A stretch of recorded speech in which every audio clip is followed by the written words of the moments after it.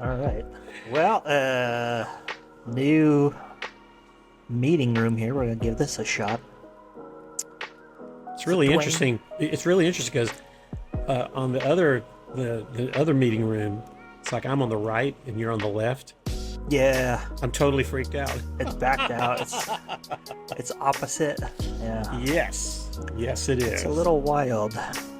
So we'll see how this goes. Yeah, man. I don't know what the deal is with the weather here in Sholo, but it was like it's been in the 70s every day this week. Mm, Beautiful, beautiful, wow, beautiful. But on Fridays, for some reason, it is the coldest day of the week on Fridays. that's weird. And I didn't go get any propane for my little heater because you think the weather's warming up. That's pretty weird, dude. So I have my little mini feeder on my heat, and it's a little frigid in the garage today. Are you wearing some feet warmers? I have on my thick wool socks and my house slippers. My feet are actually pretty toasty, Poppy but Twirl is proud of you, baby. yeah, my hands, they're a little chilly, Well, and my body, because I didn't even though I have on my hoodie and my sweats, it's still just chilly enough, perfect, not moving around, just sitting down. perfect. But anyway, so a topic came up, and I thought it'd be cool to talk about was using plastic kitchen utensils. And yeah, I mean, a lot of stuff going around in the world today about this thing's bad for you, that thing's bad for you, chemicals, chemicals, chemicals. And so there was a few guys saw videos on, and everybody's like, "Oh, I know, I use, stainless steel or wood utensils and glass this and glass that and blah blah blah." And I was like, "Well, man, is there any truth to any of that?" Because I know, like, we've covered some microplastic stuff before, and of course, like, that's legit. But does it really gonna make a difference? If I use a plastic spatula versus a metal spatula? What do you think? I don't think so. Most of the because we have some plastic, we have some rubber spatulas as well, and we have a metal spatula. So I think there's a plus and minus to each of those. Now I'm just going off the rails here, so if you people that are listening, if you just y'all want to chime in and just send us a reply or something, we can say Dwayne's lost his mind. So here it is. Here's what I think. A plastic in like a hot pan. I'm not very cool about that because they can melt. I don't think they're going to leave debris behind, though. I mean, you're never going to have one in there that long unless you just leave it in there and you forget about it. But then you're going to pull out if you've got a super hot pan or a pot in there, it'll come out deformed. The rubberized stuff, I like those. They're substantial. The ones we have are substantial. Like we have some Talk about the spatulas. silicone stuff. Yeah, that's Oh it, yeah, yeah, silicone. So silicone. it's like Yeah. those are great. It takes a lot to melt one of those, and so we have one that like we use like a brush. So we put like some olive oil or something in a pan, and we can swish it around, and it's like a little paintbrush in there. And then a spatula. So it's like it takes a lot to burn that. And then everybody goes, well, you should use stainless steel. I don't think the stainless steel is the problem. What kind of surface does your pan have? Okay, so at a micro level, I mean, that's really what we're talking here.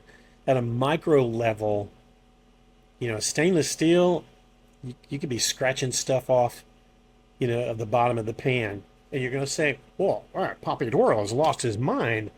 Well, let me just share a quick story with you because man, I feel like Emily Campagno. I don't know if you ever heard her talk. She's so fast and cooking. No. So here's the thing. I went to a restaurant. I won't say where it was.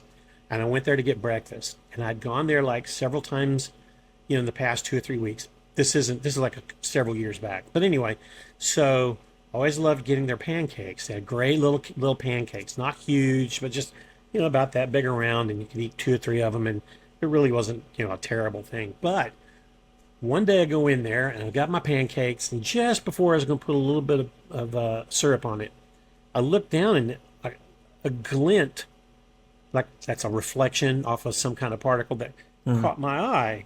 And so I got that pancake and I started looking at it, and there were tiny metal flakes on that pancake. I'm like, what the heck? So I take it to the manager because I'm thinking they probably used a scour or something on their Yeah. griddle. And so I took it to the manager. I said, "Hey, I'm not trying to get extra food. I'm not trying to, work here, for something free. I'm a regular, but check this out." And he's looking at it and he goes, "Wow, what the heck is that?" I'm like, "I'm asking you." I said, "Maybe you cleaned your griddle, or, maybe, I don't know. I got to go, but think about it. Check it out." So you tell me where those little flakes of metal come from. Yeah. That's all I Man, got. that's yeah, that's another point. Is like when you use a stainless steel spatula or something, you're definitely scraping stuff up Yeah. off of there. So, Yeah. I mean, this goes both ways. I just saw a thing in the news where a little girl had to go to the doctor several times, Mhm. and cause she could have ear problems, and so they did like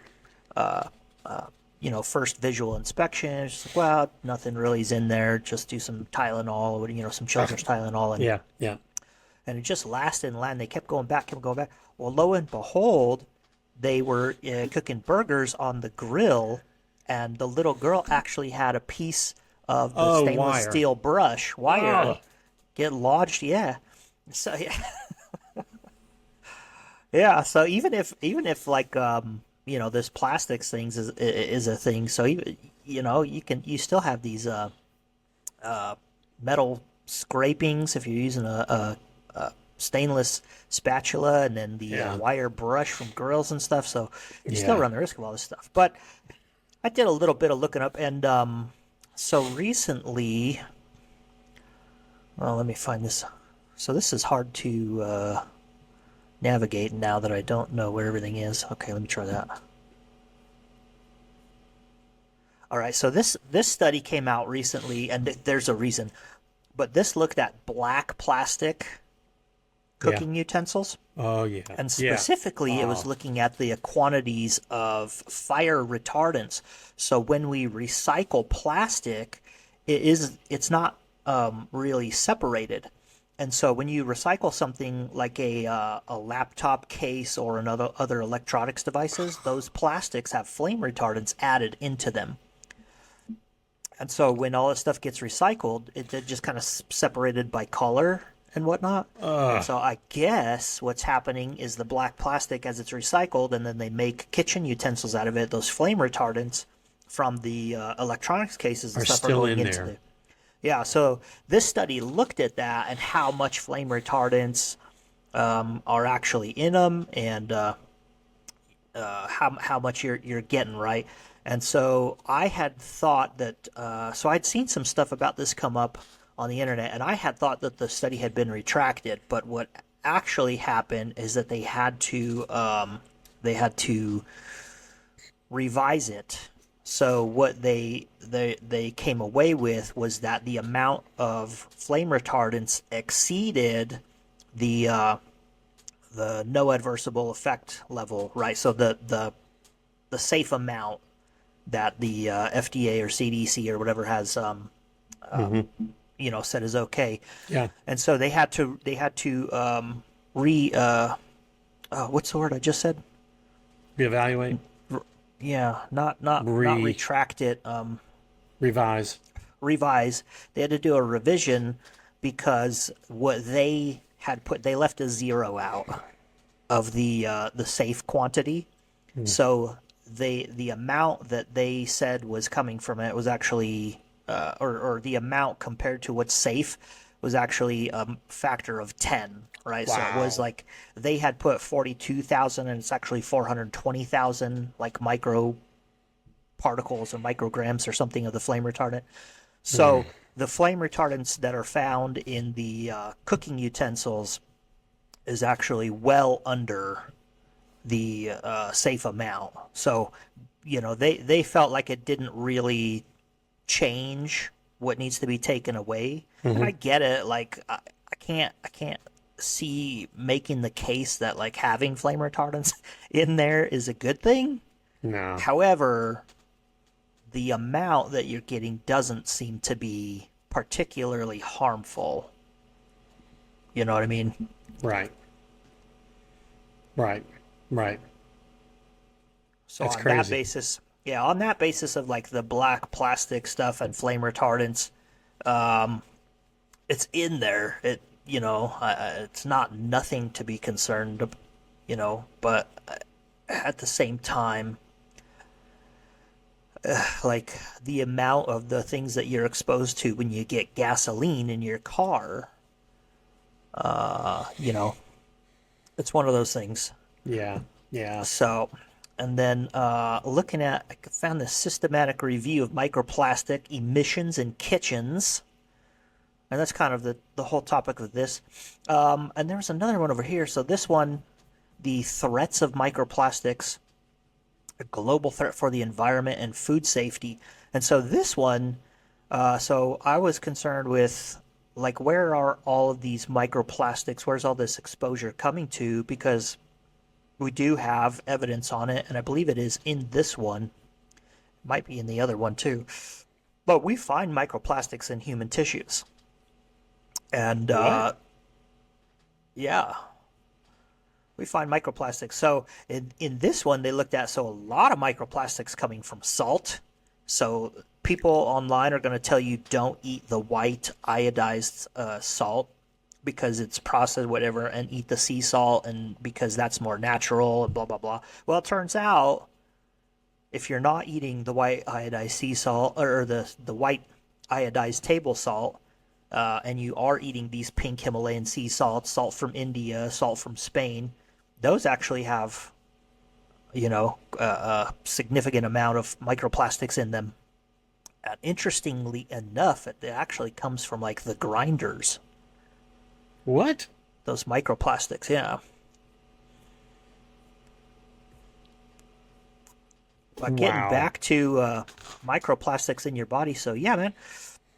So we find microplastics in your colon. We find it a little bit in the blood, not a lot, and that might be in the other meta-analysis. Yeah, it's got to be over here. So this one it showed us microplastics coming from. So we've got food containers, kettles. So the biggest one is cutting boards. It looks like, which kind of makes Makes sense total because you're sense. hacking on those things, right? Makes It total sense. would deposit Absolutely. plastics in there.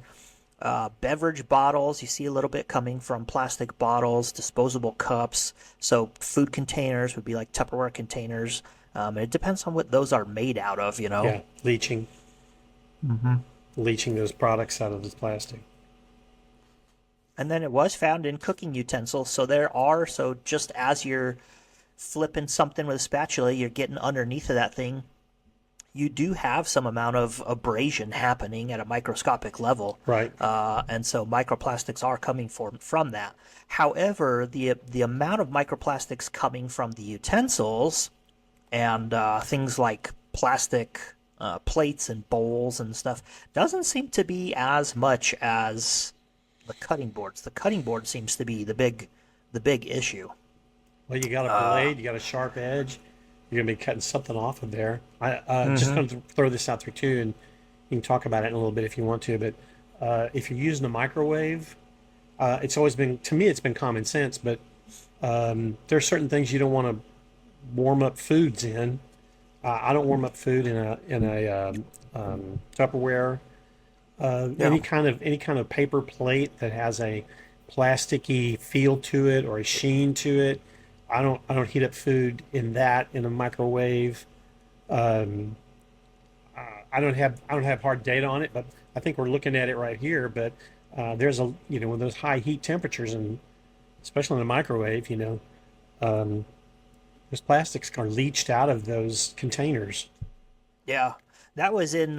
It was right up here in the previous table. So they had so these disposable cups with hot water for 20 minutes. Hmm. You got plastic food containers, Yeah, microwaved on 700 watts for 10 minutes, and that seems like if you compare it to where you put hot water in there, microwaving, it's such a wide range. yeah, yeah.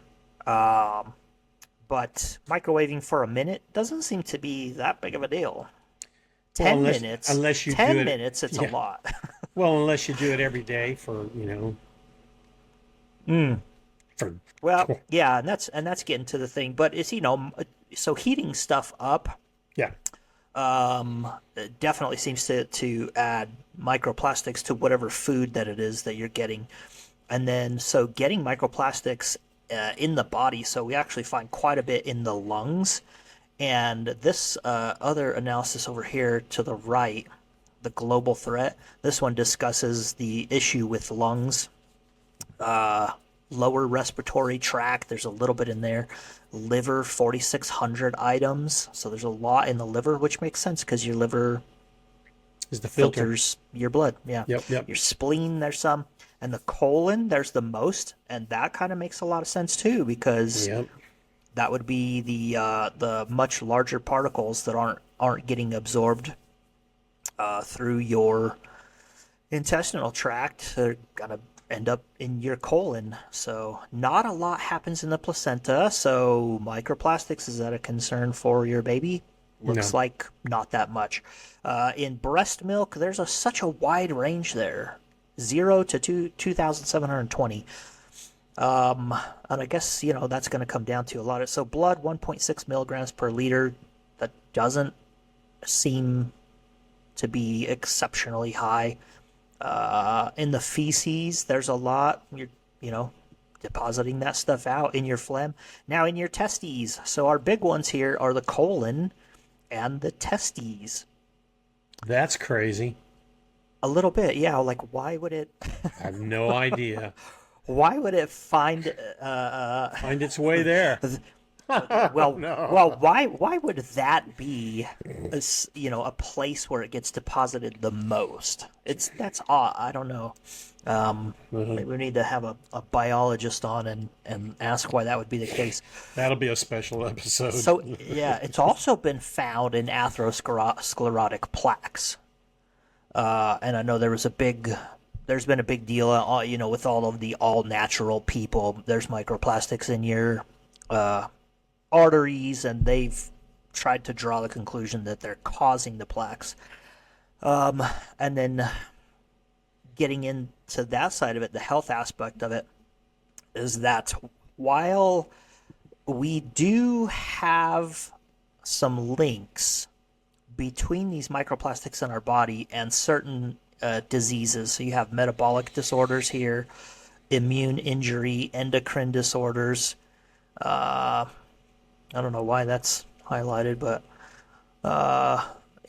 association between microplastic ingestion and disease occurrence. So there's a link there with diabetes.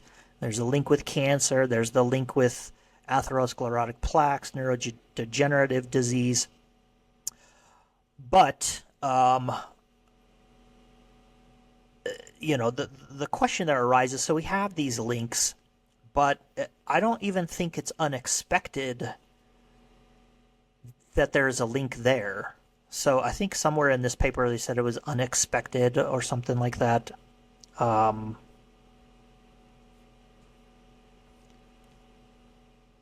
Yeah, the unexpected link between type 2 diabetes and microplastics exposure is gaining attention.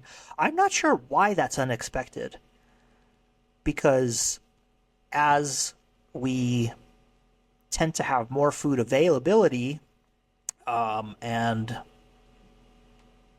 more people on this planet, and we have better ways of processing and packaging foods, I don't see that any of this is unexpected. So with a rise in use of plastics, with a rise in population levels, with a rise in the increase in diabetes, I would expect to see an association there. It doesn't seem unexpected to me at all. I don't know. I'm on the fence. I'm on the fence there because, Mm. type 2 diabetes is like, that's a kind of a metabolic disorder, like, with your body and how much insulin it's producing or not producing. I don't know. I'm not really sure I see the relationship with plastics in your bloodstream or in your ingestion with especially if it's genetic. I don't know. I could be swayed one way or the other. So I'm not surprised by a relationship there, but by the same token, I don't know So how much it really impacts. would you be surprised that there's an association between diabetes and wealth? No, not really. Would you be surprised there's an association between wealth and the amount of goods that are consumed in packaged containers? So if we think about some country like Southeast Asia Mm-hmm. with a high level of poverty and people are basically, you have a farm and you're growing your own food and you have to kill your own animals and Mm-hmm. Mm-hmm. compared to the way people consume foods in the United States, so the prevalence of diabetes would be much lower in those rural areas rather than Los Angeles, right? The prevalence of diabetes is going to be higher in Los Angeles, and Yeah. also the way that they're consuming their foods, having it packet. You go to the store and you buy your food, and your food comes in a plastic package.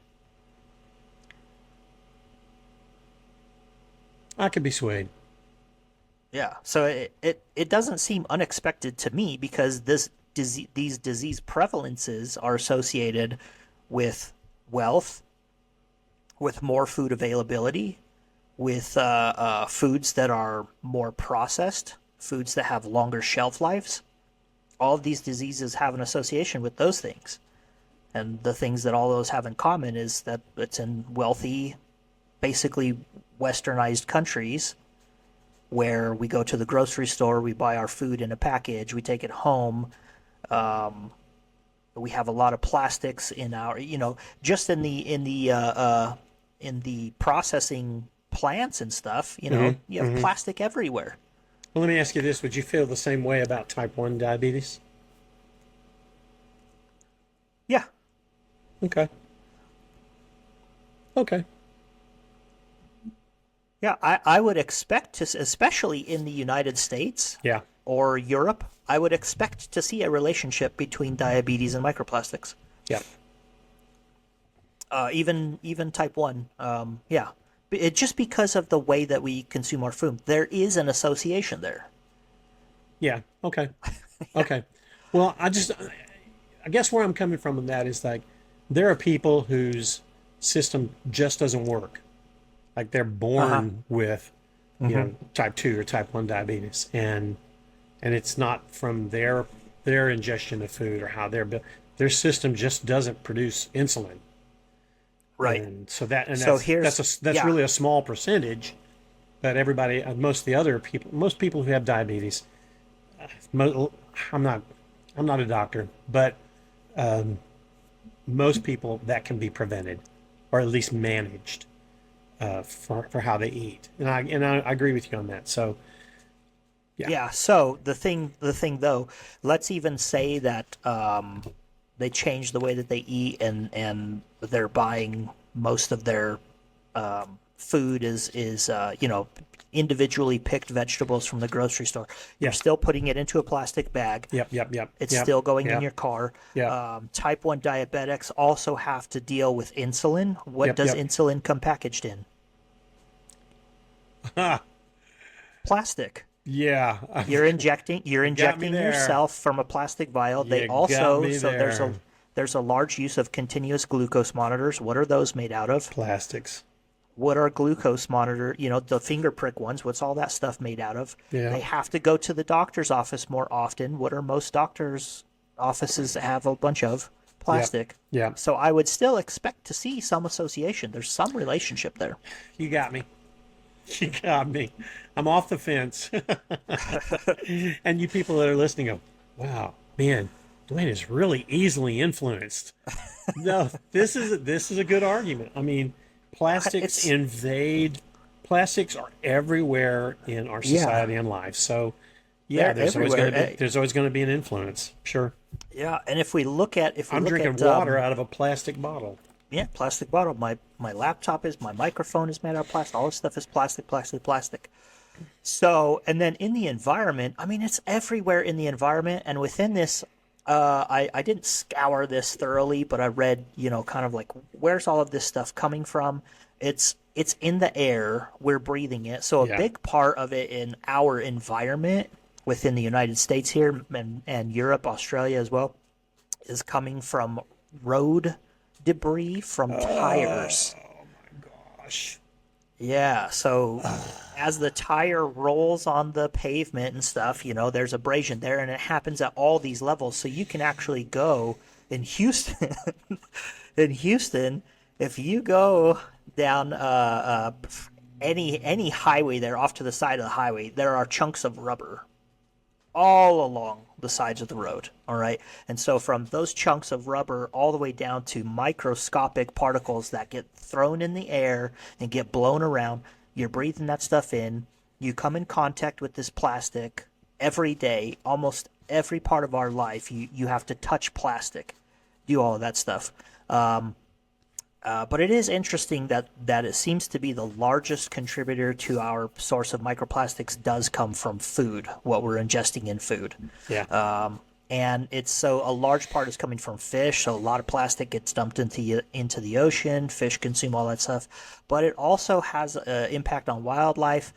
And within here, it says that it even contributes to our food sources. So cows, pigs, chickens, and all that stuff. We use a ton of plastic in agriculture. There's, Well, so it's kind even of it's unavoidable, is what we're it's saying. unavoidable. Yeah. So the question then becomes, we kind of have two questions.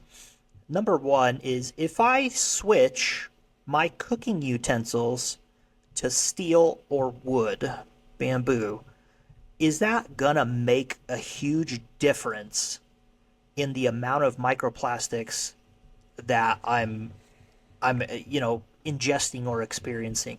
And looking at the stuff that I saw here, I honestly don't think so. I I vote don't think no. I don't think switching to a stainless steel spatula is going to make a huge difference in your life. Now, changing to glass Tupperware or metal Tupperware. In the other one, I did see blenders and food processors Bisques. and Yeah. stuff Yeah. Yeah. that have plastic bowls or yeah, just like you were saying, The the brush. mixers. Oh yeah. Yeah. Yeah. Yeah. Yeah. Yeah, those things that those so when you run those things, it does tend to contribute a lot. So I think if you can get a mixer that has a metal bowl and a blender that has a glass bowl or a glass container, same for the food processor, that's probably going to reduce a significant amount. Changing your cutting boards, that's going to reduce a significant amount. But as far as just like spatulas and those things, I think that's a drop in the bucket. Would it be a reduction? Yeah, it would absolutely be a reduction. I think it's a drop in the bucket, and I think whatever health effects that it has aren't even going to be measurable. So it would take a large scale change in the way that you deal with your food in order to make a large impact in that. Now, having said the health impact part of this, even though we find associations with microplastics and diseases, and we find microplastics in our tissues and throughout our body, there still really just isn't any evidence of some clinical outcome. So these associations exist, and I ran through the whole thing, why it's expected, but we don't know that these things cause any of this stuff. So the deal with the atherosclerotic plaques, you had all natural people online, saying, oh, these microplastics are causing plaques. No, we find microplastics in the plaque, but we can't say that those things actually started the plaque. And the funny thing about that is, you know what else we find in the plaques? Cholesterol. Oh yeah, yeah, So, yeah. so Fat, I'm not sure. I'm not sure how you can take, well, cholesterol, and fat. microplastics are there. Therefore, the microplastics are causing plaques and heart attacks, but the cholesterol is not. So that's a topic for a different day. So I can't. I'm not going to try to make the argument that it's these are health promoting to have these things in your body, but I don't see convincing evidence that there's any clinical evidence. And so the reason for that is that as we look at these health outcomes, as we have introduced plastics into our life and we use them more in our kitchen, people live longer.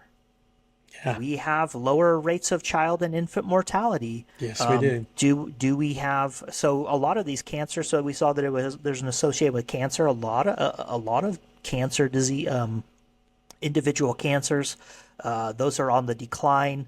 Heart disease has been on the decline for a long time, and all of these things are despite having a population that has increased in body weight and having higher incidences of diabetes and stuff. So, Right. you I'm sure that it's not good for you. Yeah. Yeah. But Agreed. is it bad for you? I don't know. I don't think that we have the information to say that. Well, not at least not a overwhelming body of evidence or data. Absolutely not. Yeah, we just don't have anything that suggests causal. Yeah. Yeah. Going back to the tire thing, I just want to tell you, if you see somebody burning tires, leave. Get away. That's bad.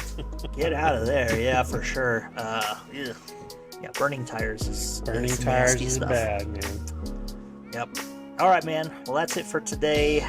Should you replace your kitchen utensils? It's up to you. I mean, yeah, I think there are. I'll say this. I'm all about not using plastic cutting board. Yeah.